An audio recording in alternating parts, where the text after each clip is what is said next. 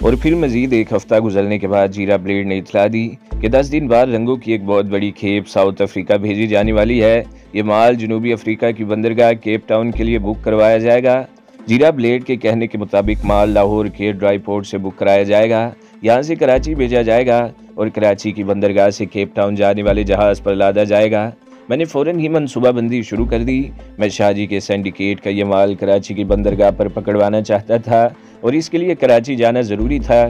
میں چودھری امین پر دباؤ بڑھانے لگا کہ جلد از جلد کوئی گاہک تلاش کرے اور آخر کار 3 دن بعد اس نے بتایا کہ ایک ایسی پارٹی موجود ہے جو اس قسم کے گھپلے کے سودے کرتی ہے، لیکن قیمت وہ نہیں ملے گی جو میں لینا چاہتا ہوں۔ اس پارٹی سے بھی میری ملاقات کرا دی گئی۔ ان سے گفتگو کے دوران پتہ چلا کہ ان کا دھندا ہی یہ تھا۔ انہوں نے بڑے بڑے فراڈ کیے تھے لیکن کبھی پکڑے نہیں گئے تھے۔ ان کی وجہ یہ تھی کہ ان گھپلوں میں متعلقہ افسران بھی شامل ہوتے تھے اور انہیں گھر بیٹھے ان کا حصہ مل جاتا تھا۔ دونوں کوٹھیوں کی مالیت 2 کروڑ سے زیادہ تھی، لیکن انہوں نے دونوں کے لیے 1 کروڑ کی آفر دی تھی۔ کھینچ تان کر بات 1 کروڑ 25 لاکھ تک پہنچ گئی۔ 3 دن بعد ڈیل ہو گئی۔ کاغذات 2 سال پہلے کی تاریخ میں تیار کیے گئے۔ یہ محمد الیاس کی طرف سے پاور آف اٹارنی تھی اور میں نے رجسٹرار کے سامنے الیاس کے نام سے دستخط کیے تھے۔ رجسٹرار آفس کا ہیڈ کلرک اس ڈیل میں شامل تھا۔ اس نے اس پاور آف اٹارنی کا اندراج بھی 2 سال پرانے رجسٹر میں کیا تھا۔ میں نے 1 کروڑ کی رقم وصول کر لی۔ 25 لاکھ چودھری امین کو بطور کمیشن دے دیے اور وہ تصویریں بھی اس کے حوالے کر دیں۔ باقی تصویریں اور نیگیٹو اس نے کہا اگر تم اس تصویر کو غور سے دیکھتے تو تمہیں اسی دن پتہ چل جاتا کہ یہ پولو رائڈ کیمرے کی تصویر ہے اور پولو رائڈ کیمرے سے کھینچی گئی تصویر کا نیگیٹو نہیں بنتا۔ میں نے مسکراتے ہوئے کہا یہ واحد تصویر ہے جو اس روز اگر تم اپنے قبضے میں لے لیتے تو میں تمہارا کچھ نہیں بگاڑ سکتا تھا۔ چودھری امین تصویر کو الٹ پلٹ کر دیکھنے لگا اور پھر اس کے منہ سے گہرا سانس نکل گیا۔ میں نے اسی رات وہ کوٹھی چھوڑ دی۔ جیرا بلیڈ سے پہلے ہی طے ہو چکا تھا۔ اس نے باغبان پورہ میں ہمارے لیے ایک مکان کا بندوبست کر رکھا تھا۔ روانہ ہونے سے پہلے میں نے فون پر جیرا بلیڈ کو اطلاع دے دی تھی۔ وہ سنگھ پورہ موڑ پر ہمارا انتظار تھا اور پھر اس کے ساتھ حق نواز روڈ سے ملحق ایک گلی میں واقع اس مکان تک پہنچنے میں زیادہ دیر نہیں لگی۔ مکان زیادہ بڑا نہیں تھا، 2 کمرے تھے اور سامنے مختصر سا صحن تھا جس کی ایک طرف باورچی خانہ تھا اور دوسری طرف ٹوائلٹ۔ باورچی خانہ تو پھر بھی کچھ ڈھنگ کا تھا لیکن ٹوائلٹ بس ایویں سا ہی تھا۔ اینٹوں کی دیوار کھڑی کر کے ٹاٹ کا پردہ لگا دیا گیا۔ اوپر چھت بھی نہیں تھی۔ اس گھر میں سرکاری نل بھی نہیں تھا۔ باورچی خانے سے ذرا آگے صحن میں ہینڈ پمپ لگا ہوا تھا جس کے نیچے پلاسٹک کی ایک بالٹی پڑی ہوئی تھی۔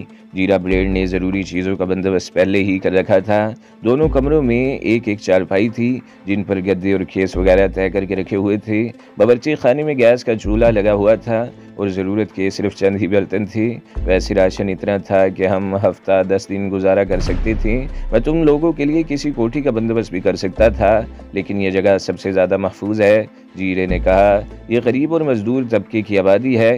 ہر شخص 2 وقت کی روٹی کمانے کی فکر میں لگا ہوا ہے۔ انہیں یہ جاننے کی فرصت ہی نہیں ملتی کہ ان کے پڑوس میں کون آیا ہے یا کون گیا ہے۔ ویسے بھی تم لوگوں کو کون سا زیادہ عرصہ رہنا ہے، 2-4 دن کی تو بات ہے۔ یہ تم نے واقعی عقل مندی کا ثبوت دیا ہے۔ میں نے کہا وہ لوگ ہمیں پوش علاقوں میں ڈھونڈ رہے ہوں گے، اس طرف کسی کا دھیان بھی نہیں جائے گا۔ ویسے اس وقت کھانے کا کیا بندوبست ہوگا؟ مجھے تو بڑی زور کی بھوک لگ رہی ہے، دوپہر کو بھی کچھ نہیں کھایا۔ ابھی تو میں کسی ہوٹل سے کھانا لے آتا ہوں، صبح ناشتہ تم لوگوں کو خود ہی تیار کرنا ہوگا، اس نے جواب دیا اور تھوڑی دیر بعد وہ مکان سے باہر چلا گیا۔ میں ایک بار پھر مکان کا جائزہ لینے لگا۔ سرخ اینٹوں سے بنا ہوا یہ مکان بہت خستہ حالت میں تھا۔ دیواروں میں کئی جگہ اینٹیں بربرا گئی تھیں۔ دروازے اگرچہ خاصی وزنی تھے مگر ان کے قبضے جواب دے چکے تھے اور غالباً کچھ ہی عرصے کے مہمان تھے۔ مکان کی حالت دیکھ کر اندازہ لگایا جا سکتا تھا کہ اس مکان کے رکھوالے سے اب تک اس کی دیکھ بھال پر کوئی توجہ نہیں دی گئی۔ دونوں کمروں کے دروازوں میں ہضمی الماریاں بنی ہوئی تھیں مگر ان کے دروازے وغیرہ نہیں تھے۔ میں نے ایک کمرہ جو زیادہ بہتر حالت میں تھا منتخب کر لیا اور دوسرے کمرے سے بھی چارپائی اٹھا کر اسی کمرے میں ڈال دی۔ ہمارے پاس صرف ایک سوٹ کیس تھا جس میں ہمارے 2 جوڑے کپڑوں کے علاوہ سارا اثاثہ موجود تھا۔ راجستھان سے لائے ہوئے قیمتی زیورات، رضیہ کے گھر سے چرائی ہوئی رقم اور کوٹھیوں کی فروخت سے حاصل ہونے والے 1 کروڑ روپے سب کچھ اسی سوٹ کیس میں تھا اور وہ سوٹ کیس الماری کی سلیب میں رکھ دیا گیا۔ تقریباً 1 گھنٹے بعد جیرا بلیڈ کھانا لے کر آ گیا۔ ساتھ میں وہ ٹیٹرا پیک میں دودھ کے 2 ڈبے اور ڈبل روٹی وغیرہ بھی لے آیا تھا تاکہ صبح کے ناشتے کے لیے کوئی چیز لینے کے لیے ہمیں باہر نہ جانا پڑے۔ جیرا بلیڈ نے بھی ہمارے ساتھ ہی کھانا کھایا اور پھر کل شام کو آنے کا وعدہ کر کے رخصت ہو گیا۔ میں نے سین کا دروازہ بند کر کے کنڈا چڑھا دیا اور کمرے میں آ کر ایک چارپائی پر نیم دراز ہو گیا۔ نرگس دوسری چارپائی پر لیٹ گئی۔ مجھے تو یہاں ڈر لگ رہا ہے، وہ میری طرف دیکھتے ہوئے بولی۔ کس بات کا ڈر؟ میں نے کہا۔ گنجان آبادی کا علاقہ ہے، ایسی جگہوں پر تو چور بھی بہت ہوتے ہیں۔ وحشت تو مجھے بھی ہو رہی تھی۔ 11 بجے کے بعد تو سناٹا چھا گیا تھا۔ یہ علاقہ تنگ اور پرپیش پر مشتمل تھا۔ کبھی کبھار کوئی آدمی سامنے والی گلی سے گزرتا تو کسی آوارہ کتے کے بھونکنے کی آواز بھی سنائی دے جاتی اور اس کے بعد پھر خاموشی چھا جاتی۔ نرگس محض اسی لیے باتیں کرتی رہی کہ اسے ڈر لگ رہا تھا۔ رضیہ کو جب پتہ چلے گا کہ اس کی دونوں کوٹھیاں بک چکی ہیں تو اس کی حالت قابل دید ہوگی۔ وہ کہہ رہی تھی، کاش میں اس وقت وہاں موجود ہوتی اور اسے اپنے بال نوچتے ہوئے دیکھ سکتی۔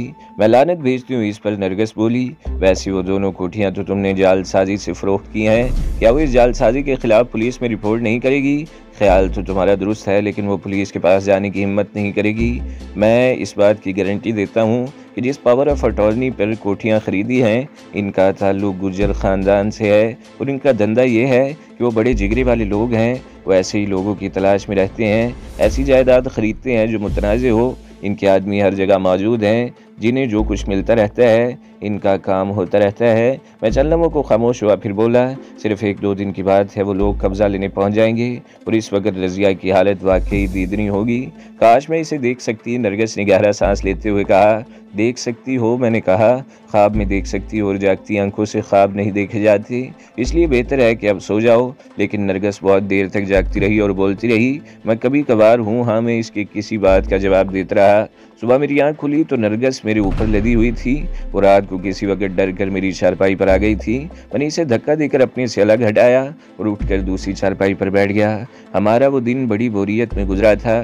جیرا بلیڈ نے ٹھیک ہی کہا تھا کہ یہاں کے لوگ اپنے کام سے کام رکھنے والے ہیں، انہیں صرف 2 وقت کی روٹی کی فکر ہے۔ انہیں اس سے کوئی غرض نہیں تھی کہ ان کے پڑوس میں کون آیا ہے یا کون گیا ہے۔ دن بھر گلی میں بچوں کے کھیلنے اور شور مچانے کی آوازیں تو سنائی دیتی رہیں، مگر پڑوس کی کسی عورت نے ہمارے مکان کے دروازے میں جھانک کر دیکھا تک نہیں۔ شام کا اندھیرا پھیلنے کے تھوڑی دیر بعد جیرا بلیڈ آ گیا۔ وہ کھانے پینے کی بہت سی چیزیں ساتھ لایا تھا جن میں تکہ اور چرگے تھے۔ اس طرح نرگس رات کا کھانا تیار کرنے سے بچ گئی۔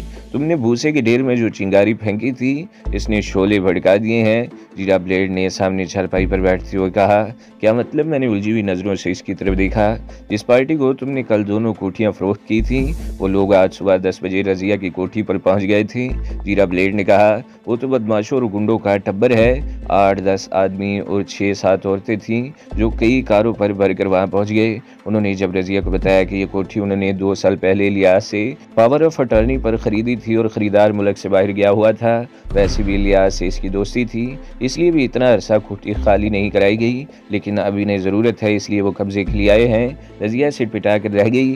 پہلے وہ اسی کسی قسم کا مذاق سمجھی، لیکن پھر انہیں پولیس کے حوالے کر دینے کی دھمکیاں دینے لگی۔ سراج گجل نے اپنی یہ کوٹھی خالی کرنے کے لیے 3 دن کی مہلت دے دی، جبکہ دوسری کوٹھی کے کرایہ داروں کو کوٹھی خالی کرنے کے لیے 1 مہینے کا نوٹس دے دیا گیا۔ وہ لوگ تقریباً 1 گھنٹہ اس کوٹھی میں رہے اور آزادی سے گھوم پھر کر دیکھتے رہے۔ اس کے فوراً بعد ہی رضیہ شاہ جی کے پاس گئی۔ انہیں بہرحال پتہ چل گیا کہ وہ دونوں کوٹھیاں تم نے فروخت کی ہیں۔ شاہ جی کا پورا سنڈیکیٹ اس وقت تمہیں تلاش کر رہا ہے۔ اور دوسرے کام کا کیا ہوا؟ میں نے پوچھا۔ ابھی شاید 4-6 روز لگیں گے، جیرے نے جواب دیا، لیکن جیسے ہی کوئی بات کنفرم ہوتی ہے میں تمہیں بتا دوں گا۔ ہم کافی دیر تک رضیہ ہی کے بارے میں باتیں کرتے رہے۔ وہ تو واقعی پاگل ہو رہی تھی۔ اس نے اتنی محنت سے یہ سب کچھ حاصل کیا تھا، اس دولت کے لیے اس نے اپنا سب کچھ لوٹا دیا تھا۔ اس نے یہ بھی نہیں سوچا تھا کہ عزت ہی عورت کی سب سے بڑی دولت ہوتی ہے، لیکن اس نے عزت کو عیش و نشاط اور دولت کا ذریعہ بنا لیا تھا۔ اسے سب کچھ ملا، اس نے عیش بھی خوب کیے، لیکن وہ سب کچھ اچانک ہی چھن گیا۔ اس کا لالچ اسے لے ڈوبا تھا۔ میرے پاس قیمتی زیورات دیکھ کر اس کی ہوس بڑک اٹھی تھی۔ اس نے مجھے دھوکہ دے کر وہ زیورات ہضم کرنے کی کوشش کی تھی، جس کا نتیجہ اسے اس طرح بھگتنا پڑا کہ وہ ہر چیز سے محروم ہو گئی۔ 3 دن اور گزر گئے۔ نرگس پھر بیزاری سی طاری ہونے لگی۔ وہ اس کھولی نما مکان میں پڑے تنگ آ گئی تھی، اور پھر اس روز شام سے ذرا پہلے جیرا بلیڈ آ گیا۔ وہ عام طور پر رات 8-9 بجے کے قریب آیا کرتا تھا، اور اس روز شام سے پہلے ہی آ گیا۔ مجھے سمجھنے میں دیر نہیں لگی کہ کوئی خاص بات ضرور ہے۔ ان کا مال آج ڈرائی پورٹ پر پہنچ چکا ہے، جیرے نے کسی تمہید کے بغیر بتایا اور جیب سے کاغذات نکال کر میری طرف بڑھا دیے۔ یہ ان کاغذات کی نقل ہے، اس سے پتہ چلتا ہے کہ مال بھیجنے والا کون ہے اور جوہانسبرگ میں یہ مال کس کمپنی کے نام بھیجا جا رہا ہے۔ یہ کاغذات تم نے کہاں سے لیے؟ میں نے پوچھا۔ ڈرائی پورٹ کے ایک کلرک سے، جیرے نے مسکراتے ہوئے کہا۔ اس کو 10,000 روپے خرچ کرنے پڑے۔ اور یہ مال یہاں سے کراچی کے لیے کب روانہ ہوگا؟ میں نے پوچھا۔ 1-2 دن بعد، جیرے نے جواب دیا۔ میں وہ کاغذات دیکھنے لگا۔ رنگوں کے 5 لیٹر والے 500 ڈبے تھے۔ ان کاغذات کے مطابق تمام ضروری اور قانونی کارروائی مکمل کر لی گئی تھی، کوئی بھی گھپلہ نہیں تھا۔ 500 ڈبے ہیں، جیرا بلیڈ کہہ رہا تھا، اور ہر ڈبے میں 4.5 لیٹر رنگ اور آدھا کلو ہیروئن ہے۔ کیا ہیروئن رنگ میں ملائی گئی ہے؟ میرے قریب بیٹھی ہوئی نرگس نے پوچھا۔ نہیں، جیرے نے مسکراتے ہوئے جواب دیا۔ ہیروئن کا دھندا کرنے والے اسمگلنگ کے نئے نئے طریقے اختیار کرتے رہتے ہیں۔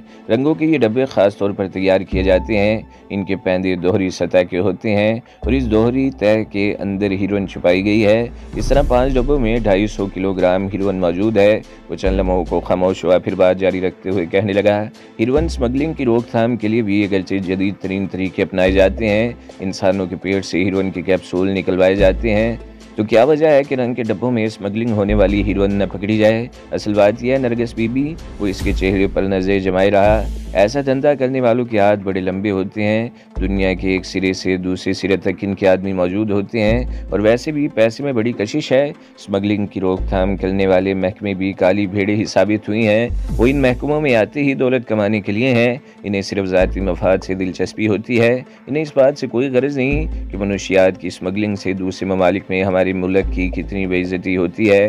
یہ ہیروئن لاہور میں تو تیار نہیں ہوتی، افغانستان سے آتی ہے، کیا وہاں سے یہاں تک چیکنگ نہیں ہوتی؟ قدم قدم پر چیک پوسٹ بنی ہوئی ہیں، ہائی وے پر بھی گاڑیوں کو روک کر چیک کیا جاتا ہے، مگر اس کے باوجود منوں کے حساب سے ہیروئن یہاں تک پہنچتی ہے اور آگے جاتی ہے۔ تم ان لوگوں کو نہیں سمجھ سکو گی نرگس بی بی، یہاں بڑے بڑے دھندے ہوتے ہیں جن میں عقل دنگ رہ جاتی ہے۔ رضیہ کے سال میں ہے، میں نے موضوع بدلتے ہوئے کہا۔ اسی دی ہوئی مہلت میں 3 دن رہ گئے ہیں، جیرے نے جواب دیا۔ تمہاری تلاش میں کچھ شدت آ گئی ہے اور تمام پرانے لوگوں کو بھی تلاش کیا جا رہا ہے جن سے کبھی تمہارا معمولی سا تعلق رہا تھا۔ کیا یہاں کوئی ایسی جگہ ہے جہاں سے ٹیلی فون کیا جا سکے؟ میں نے پوچھا۔ حق نواز روڈ پر ایک پرائیویٹ پبلک کال آفس ہے جو رات 11 بجے تک کھلا رہتا ہے، جیرے نے جواب دیا۔ ٹھیک ہے، میں 9 بجے تمہارے ساتھ چلوں گا، مجھے ایک ضروری فون کرنا ہے، میں نے کہا۔ وہ لوگ میرے تمام پرانے جاننے والوں کی نگرانی کر رہے ہیں، لیکن میں اتنے چکر لگا کر یہاں آتا ہوں کہ اگر کوئی میری نگرانی کر بھی رہا ہو تو چکر آ جاتا ہے، جیرے نے جواب دیا۔ ویسے تم مطمئن رہو، میرا تعاقب کر کے کوئی یہاں تک نہیں آ سکتا۔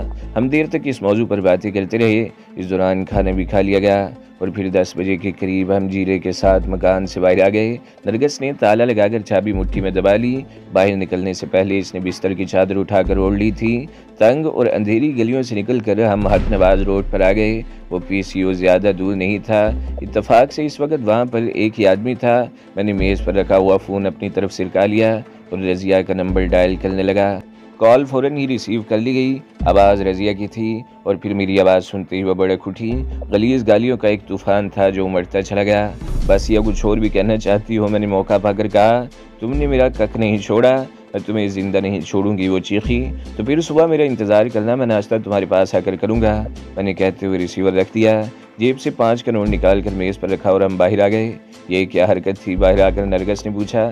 میں اسے یہ یقین دلانا چاہتا تھا کہ میں لاہور ہی میں موجود ہوں اور میرا یہاں سے بھاگنے کا کوئی ارادہ نہیں ہے، میں نے جواب دیا۔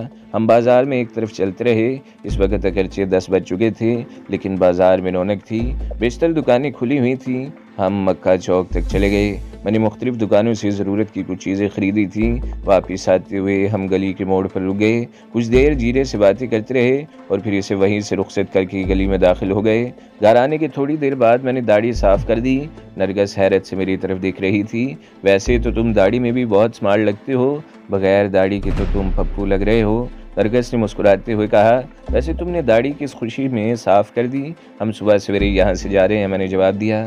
انہیں داڑھی والی ناجی کی تلاش ہوگی، کلین شیو ناجی ان میں سے کوئی نہیں پہچانتا، لیکن اگر پولیس نے پہچان لیا تو نرگس نے بولا۔ پولیس سے نمٹا جا سکتا ہے مگر شادی اور رضیہ کے لوگوں سے نمٹنا مشکل ہو جائے گا، میں نے کہا۔ کہاں کا ارادہ ہے؟ میرا مطلب ہے کہاں؟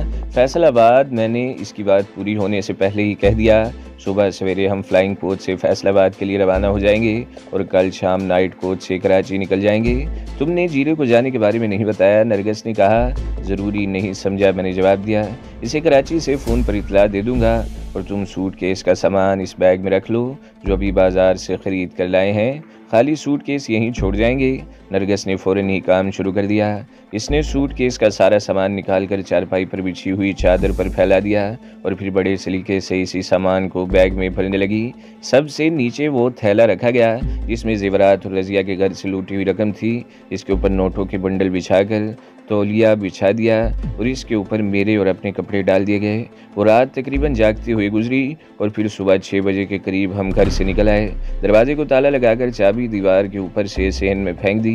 गलियों से निकलकर सड़क पर आते ही रिक्शा मिल गया जिसने आधे घंटे में बादामी बाग के लारी अड्डे पर पहुंचा दिया। फैसलाबाद जाने वाली फ्लाइंग कोच भी फ़ौरन ही मिल गई और फिर थोड़ी ही देर बाद वो बस लाहौर से निकल रही थी और मैं खिड़की से बाहर देखते हुए सोच रहा था कि अब शायद कभी लाहौर आना नसीब न हो। ट्रेन का तकरीबन 24 घंटों का सफ़र खासा तकलीफ दह साबित हुआ था। फर्स्ट क्लास कंपार्टमेंट में थर्ड क्लास की सहूलतें भी नहीं थीं। किरायों में हर साल इजाफे के बावजूद मुसाफिरों को वो सहूलतें मुहैया नहीं की जाती जो इनका हक है। रेलवे के मुलाजमीन ही रेल को दीमक की तरह चाट रहे हैं। रेलवे स्टेशन के गेट पर खड़े होने वाले टिकट कलेक्टर से लेकर चेयरमैन तक इस बहती गंगा में हाथ धो रहे थे। रेलवे अफसरान एयर कंडीशन सैलून्स में सफ़र करते और भारी किराए भरने वाले इस बात पर ही शुक्र गुजारते थे कि वो इस पर सफ़र कर रहे हैं जो पैदल चलने से बहरहाल बेहतर है। ट्रेनों का 2, 4 या 6 घंटे लेट होना भी मामूल की बात थी। जिस ट्रेन को 19 या 20 घंटों में मंजिल पर पहुंचना चाहिए था वो 24 घंटों बाद कराची कैंट स्टेशन पर पहुंचती थी। ट्रेन के इस सफ़र के दौरान नरगिस की एक औरत से दोस्ती हो गई। आरिफा नामी वो औरत अकेले ही सफ़र कर रही थी। इसकी उम्र कच्चे 45 के लगभग थी लेकिन सेहत काबिल रश्क थी। गोरी चिट्टी रंगत, दिलफरेब नाक नक्शा और मुतनासिब जिस्म वो अपनी उम्र से बहुत कम नजर आती थी। 4 बरथों वाले इस कंपार्टमेंट में हमारा चौथा हम सफ़र एक अधेड़ उमर मेमन सीट था जो हमसे अलग थलग ही रहा। आरफा से बातें करते हुए नरगिस ने बड़ी जहानत का सबूत देते हुए इसे बताया कि हम दोनों मियाँ बीवी हैं और ये किसी मुलाजमत या कारोबार की तलाश में कराची जा रहे हैं। इसने ये भी बता दिया कि कराची हमारा कोई जानने वाला नहीं है। पहले चंद रोज़ किसी होटल में क़याम करेंगे और फिर किसी मकान का बंदोबस्त किया जाएगा। इस पर आरिफा ने हमें चंद रोज़ के लिए अपने यहाँ रहने की पेशकश की थी जिसे हमने मामूली सी रद्दोखत के बाद कबूल कर लिया। कराची में आरिफा की रिहाइश गुलशन इकबाल के ब्लॉक 4 में थी। 600 गज़ का वो बंगला बहुत शानदार था। इस बंगले में हमारा इस्तकबाल 2 हसीनाओं ने किया जिसके बारे में आरिफा ने बताया था कि एक इसकी बहू और दूसरी बेटी है। इन दोनों में से किसी की उम्र भी 30 से ज़्यादा नहीं थी। आरिफा खातून टैक्सी से उतर कर गेट में दाखिल होते ही इन पर बरस पड़ी कि इसे लेने के लिए स्टेशन पर गाड़ी क्यों नहीं भेजी गई। सुबह 10 बजे गाड़ी का मामूली सा एक्सीडेंट हो गया था।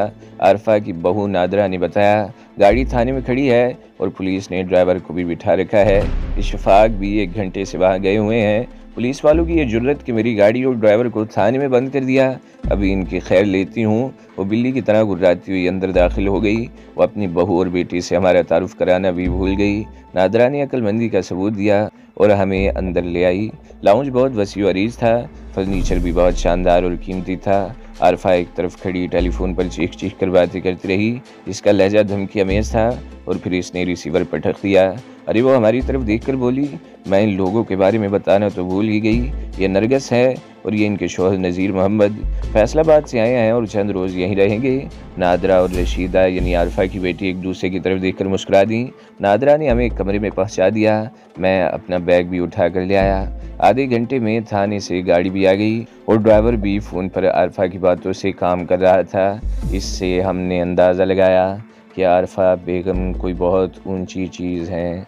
तो दोस्तों, अगली किस्त सुनने के लिए हमारे चैनल को ज़रूर सब्सक्राइब करें, वीडियो को लाइक करें और बेल के आइकन पर भी क्लिक कर दें ताकि हर जो आने वाली वीडियोज़ हैं वो आपको सबसे पहले मिलती रहें।